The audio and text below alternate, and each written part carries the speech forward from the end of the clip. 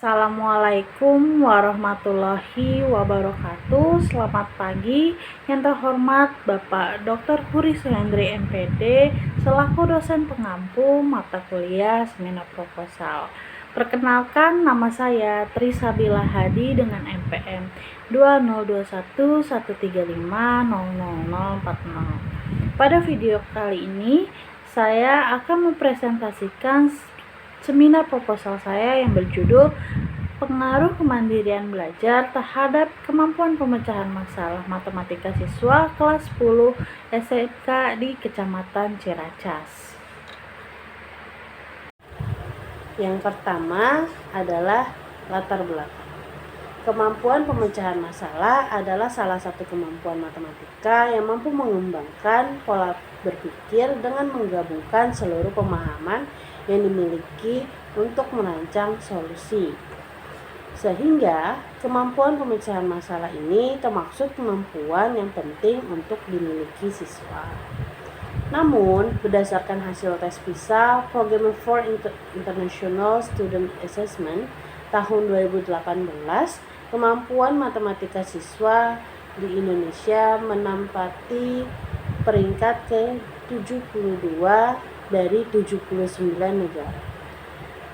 Bahkan dari hasil observasi saya di SMK Al-Wahyu, hasil rata-rata nilai ATS kelas 10 di SMK Al-Wahyu masih tergolong rendah. Rata-ratanya adalah 35,35 dari nilai KKM 78. Menurut guru di SMK Al-Wahyu, rendahnya nilai ATS ini karena siswa malas belajar di luar jam pembelajaran. Salah satu solusi dari siswa malas belajar di luar jam pembelajaran ini adalah diperlukannya kemandirian belajar. Yang mana kemandirian belajar ini merupakan kemampuan afektif yang dapat membantu siswa memecahkan masalah matematis. Salsabila, Leonard, dan Putri pada tahun 2023 menemukan bahwa siswa yang memiliki kemandirian belajar yang rendah maka akan mempengaruhi kemampuan pemecahan masalah matematis siswa menjadi rendah. Ada rumusan masalah. Nah, rumusan masalah yang diajukan pada penelitian kali ini adalah apakah terdapat pengaruh kemandirian belajar terhadap kemampuan pemecahan masalah matematika siswa kelas 10 SMK di Kecamatan Ciracas. Nah, dari rumusan masalah kita tahu tujuan masalah, yaitu tujuan masalahnya mengetahui pengaruh kemandirian belajar terhadap kemampuan pemecahan masalah matematika siswa kelas 10 SMK di Kecamatan Ciracas. Manfaat penelitian. Penelitian ini diharapkan dapat memberi manfaat yang pertama bagi siswa sebagai masukan dalam kegiatan pembelajaran agar meningkatkan kemampuan pemecahan masalah dengan menanamkan kemandirian belajar dalam pembelajaran matematika. Nah, lalu bagi guru dan sekolah adalah sebagai bagian dari pertimbangan tentang pentingnya meningkatkan kemampuan pemecahan masalah siswa selama pembelajaran matematika. Dan yang terakhir bagi penelitian lain yaitu sebagai referensi untuk penelitian lain yang akan melakukan penelitian yang serupa. Kajian teori. Adapun kajian teori pada penelitian ini adalah kemampuan pemecahan masalah matematika. Nah, ini lalu yang pertama ada kemampuan pemecahan masalah menurut Rahmatia merupakan upaya siswa untuk memecahkan masalah khususnya pada pembelajaran matematika dengan menitik beratkan penerapan metode, prosedur, dan strategi yang terbukti secara sistematis. Lalu ada menurut Herman dalam Mayasari dan Roshana pada tahun 2019, kemampuan pemecahan masalah matematis yaitu tindakan yang dikerjakan dengan mengamati, mengkaji, mencoba, dan merumuskan hipotesis untuk memecahkan permasalahan matematika yang dihadapi. Lalu yang ketiga adalah kemampuan pemecahan masalah, yaitu sarana utama untuk pembelajaran matematika untuk memahami suatu permasalahan, mengembangkan keterampilan siswa dalam pemecahan masalah. Lalu ada kemandirian belajar. Yang pertama dari Muhammad pada tahun 2020 mendeskripsikan kemandirian belajar, yaitu proses belajar dalam siswa belajar tanpa bergantung terhadap guru dan individu lain, serta siswa mampu memecahkan masalah dalam belajarnya sendiri. Lalu ada dari Mulyadi dan Abdul Syahid.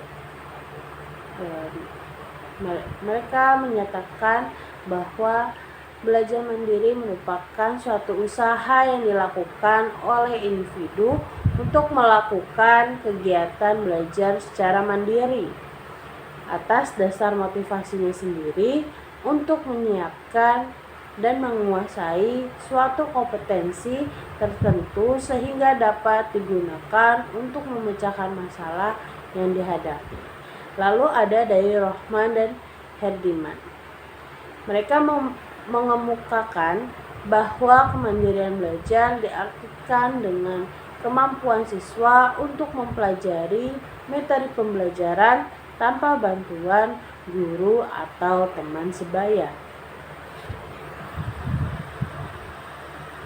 Selanjutnya ada penelitian relevan. Jadi penelitian yang relevan dengan penelitian ini yang pertama dari Sucahyo pada tahun 2022 yang berjudul Pengaruh Kemandirian Belajar Terhadap Kemampuan Pemecahan Masalah Matematika Siswa Kelas 8 SMP di Ponorogo 5 Wangun, Kabupaten Banyumas. Lalu ada dari Lutfiana pada tahun yang sama yang berjudul Pengaruh Kemandirian Belajar dan Resiliensi Matematis Terhadap Kemampuan Pemecahan Masalah Matematika Siswa. Lalu ada juga dari Syahputri pada tahun 2023 yang berjudul Pengaruh Kemandirian Belajar Terhadap Kemampuan Pemecahan Masalah Matematis tadi pada siswa kelas 8 SMP Negeri 1 Gunung Sugi, semester ganjil tahun pelajaran 2022-2023. Lalu kerangka berpikir. Kerangka berpikir dapat dilihat variabel X, yaitu kemandirian belajar, berpengaruh terhadap variabel Y, yaitu kemampuan pemecahan masalah matematika. Selanjutnya ada hipotesis. Nah, berdasarkan landasan dan kerangka berpikir yang telah diuraikan di atas, maka hipotesis penelitian yang diajukan dalam penelitian ini adalah terdapat pengaruh kemandirian belajar terhadap kemampuan pemecahan masalah matematika siswa kelas 10 SMK di Kecamatan Ciracas. Metodologi penelitian. Nah, metode yang digunakan pada penelitian kali ini adalah metode survei dengan pendekatan kuantitatif. Nah, selanjutnya ada populasi, yang mana populasinya ini adalah seluruh siswa SMK Al-Wahyu dan SMK Karya Wijaya Kusuma dengan populasi terjangkau siswa kelas 10 SMK Al-Wahyu dan SMK Karya Wijaya Kusuma yang berjumlah 199 siswa. Lalu untuk sampel responden yang dipilih adalah dari siswa kelas 10 SMK Al-Wahyu dan SMK Karya Wijaya Kusuma yang berjumlah 133 siswa. Ini diambil dari penghitungan. Lalu ada teknik pengumpulan data, yaitu untuk variabel X menggunakan angket dan untuk variabel Y itu menggunakan tes matematika. Lalu ada teknik analisis data. Yang pertama adalah uji instrumen. Uji instrumen ini untuk mengetahui apakah instrumen yang kita gunakan valid atau tidak. Setelah melakukan penelitian dengan pengumpulan data dari responden, statistik deskriptif dilakukan dengan cara mengelola data yang diperoleh. Lalu ada uji asumsi. Di uji asumsi ini terdapat uji yang harus terpenuhi, yaitu ada uji normalitas dan uji linearitas. Lalu ada uji korelasi, lalu analisis regresi, dan uji hipotesis. Sekian presentasi dari saya. Terima kasih. Assalamualaikum warahmatullahi wabarakatuh.